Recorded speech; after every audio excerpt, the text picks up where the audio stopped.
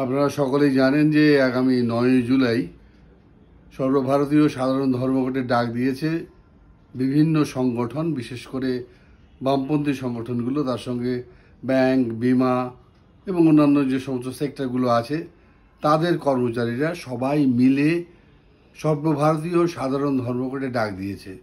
এই মুহূর্তে গোটা ভারতবর্ষের যে অবস্থা, তাতে শ্রমকোড বাতিল, এই যে নির্বিচারে বেসরকারীকরণ হয়ে যাচ্ছে সরকারি সংস্থা, তার বিরুদ্ধে ন্যূনতম মজুরি 26,000 টাকা, খাদ্যশস্যের সহায়ক মূল্য সেগুলোকে নির্দিষ্ট হারে প্রদান করা, যেহেতু বামপন্থী সংগঠনগুলোর কৃষক সবার দীর্ঘদিনের দাবি, রাস্তায় লড়াই আন্দোলন সংগ্রাম তারা করছেন। এই সমস্ত দাবিকে কেন্দ্র করে বিভিন্ন সংগঠন, এমনকি 12 জুলাই কমিটি পর্যন্ত, তারা এই সর্বভারতীয় সাধারণ ধর্মঘটে ডাক দিয়েছেন। এই ধর্মঘটকে সফল করার জন্য আমি আমার পক্ষ থেকে জনসাধারণের কাছে আবেদন রাখলাম।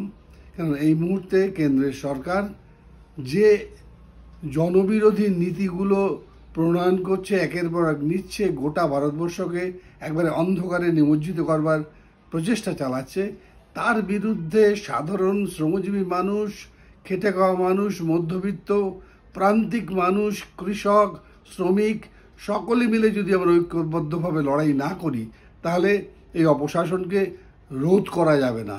আসুন সবাই মিলে ৯ জুলাই সর্বভারতীয় সাধারণ ধর্মঘটকে সফল করে তুলি। শোষণের চাকায় আর ঘুরবে না, চিমনিতে কালো ধোঁয়া উঠবে না, কয়লার চিতা আর জ্বলবে না, চাকা ঘুরবে না, চিতা জ্বলবে না, ধোঁয়া উঠবে না।